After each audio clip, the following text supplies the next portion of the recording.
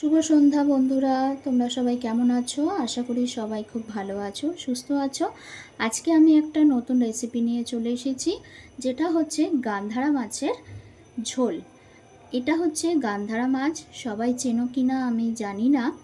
মাছটা খুব সুস্বাদু খেতে, খুব ভালো খেতে। এটা হচ্ছে নুন, হলুদ, লঙ্কার গুঁড়ো আর সর্ষের তেল কড়াইতে দিয়ে কালো জিরা ফোড়ন দিয়ে মাছটা আমি সাঁতলে রেখে দিয়েছি। আর কড়াইটা আমি গরম হতে বসিয়ে দিয়েছি। তার মধ্যে কিন্তু সর্ষের তেলে আমি কালো জিরা ফোড়ন দিলাম। কালো জিরা ফোড়ন দিয়ে আমি আলুটা দিয়ে দেবো। প্লেন কিন্তু আমি আলু দিয়ে মাছের ঝোলটা আজকে আমি করব। অনেকে অনেক রকম অনেক ফোড়ন টোড়ন দেয় মাছের ঝোলে, কিন্তু আমরা কালো জিরা ফোড়ন দিয়ে কিন্তু মাছের ঝোল রান্না করি।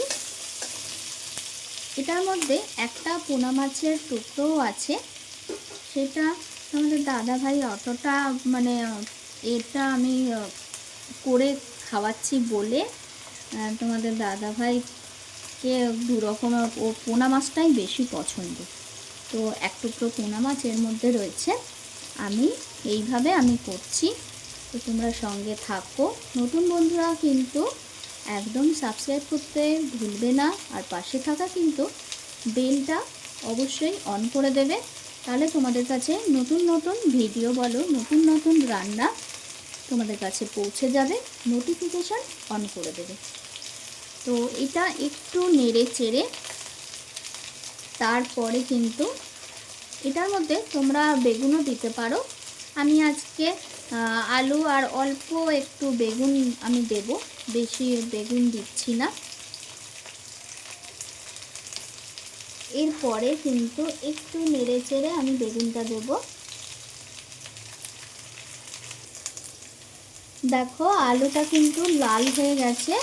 এইবারে কিন্তু দিয়ে দিলাম অল্প বেগুন। অল্প বেগুন দিয়ে নাড়াচাড়া করে এর মধ্যে একে একে মশলাটা দিয়ে দিতে হবে। এর মধ্যে দিয়ে দিলাম নুন,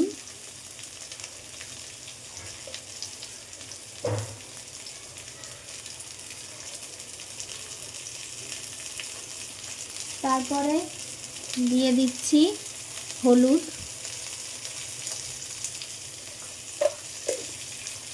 আর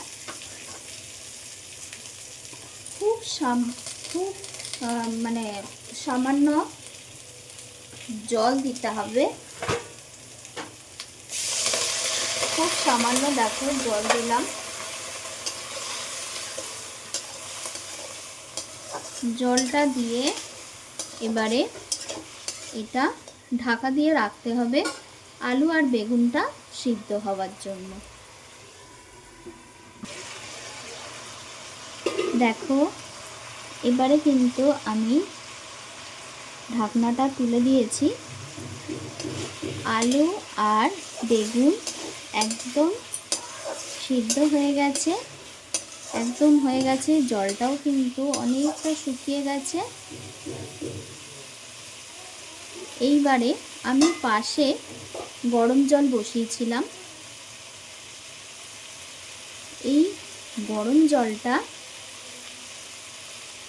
এর মধ্যে আমি দিয়ে দিচ্ছি।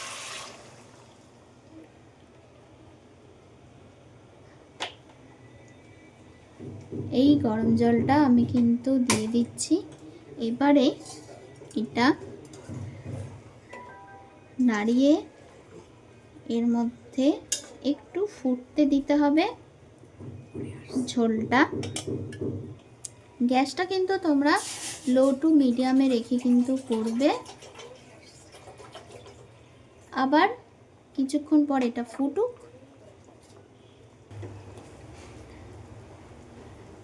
দেখো ঝোলটা কিন্তু এবার ফুটে গেছে।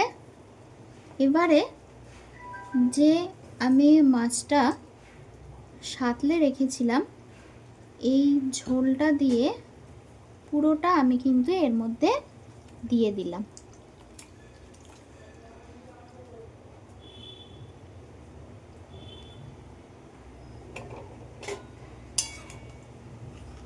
দিয়ে আলগা হাতে কিন্তু নাড়িয়ে দিতে হবে, তারপরে কিন্তু ফুটতে দিতে হবে।